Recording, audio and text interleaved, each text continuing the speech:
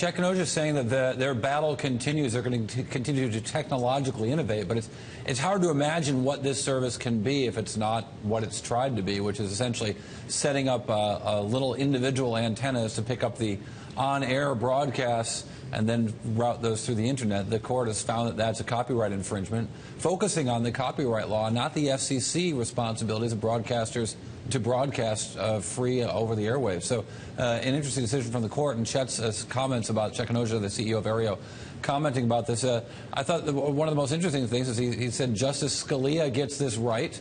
He says, quoting Justice Scalia as saying that this decision is built on the shakiest of grounds.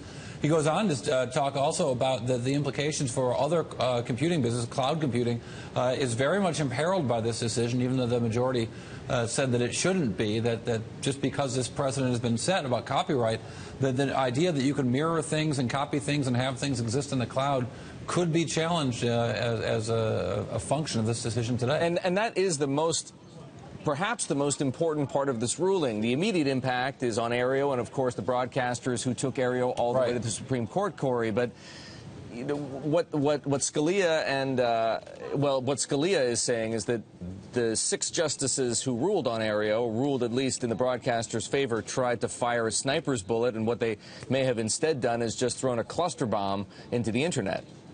I would have gone with cannonball, but sure. You know, it's summertime, people are at the pool.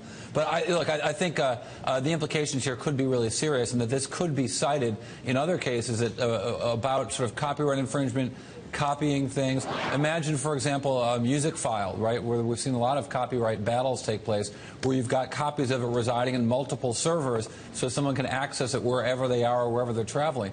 Does that reflect a copyright infringement? What does it mean for software and data that's copied over and over again in multiple servers to provide redundancy? Is that a violation of copyright law? Should users that work on the cloud have to pay for multiple copies of something to exist as opposed to single copies? Those things are all open questions now with this decision. That, as you mentioned, you know, tries to be surgical in its logic, but it could have, of course, like all Supreme Court decisions, broad implications. So, Cory, was this case really San Francisco versus L.A., tech versus the entertainment industry? Yeah, you know, I don't know. I mean, I personally have found that the argument that the broadcasters were given their broadcast licenses have built businesses worth billions of dollars because of the exclusivity of those licenses, and the notion that they didn't want to share those anymore, that they're now claiming copyright protection, is a challenging one. But the court didn't seem to really care about that whatsoever. They really did focus on the implications of copyright law and what that meant for these decisions.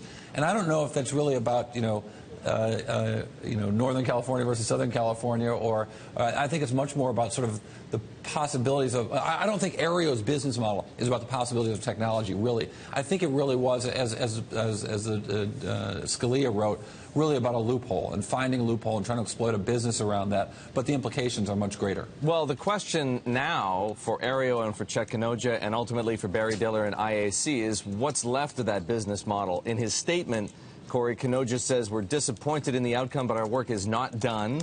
We will continue to fight for our consumers and fight to create innovative technologies that have a meaningful and positive impact on our world.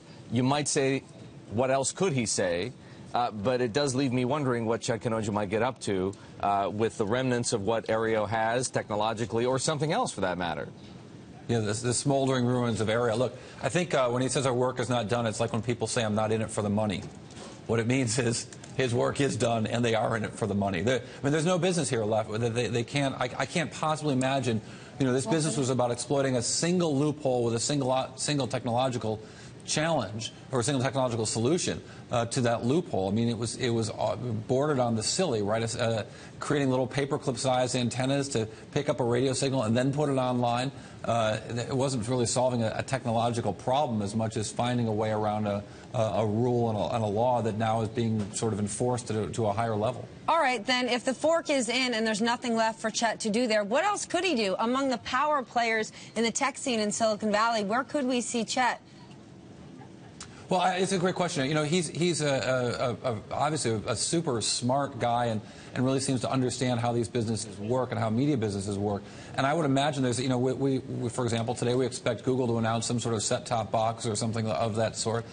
We've heard for a long time that Apple's working on a TV thing. There's lots of innovation that could happen around the way that we receive television, the way that the digital stuff is recorded and so on and manipulated. And there's certainly lots of room for innovation there. And if Aereo wanted to apply their work in presenting television away from where they get it from, but how they share it, there's certainly room for innovation here. But the basic business of what they do, which is taking things off the air and putting them on the web, isn't going to happen anymore.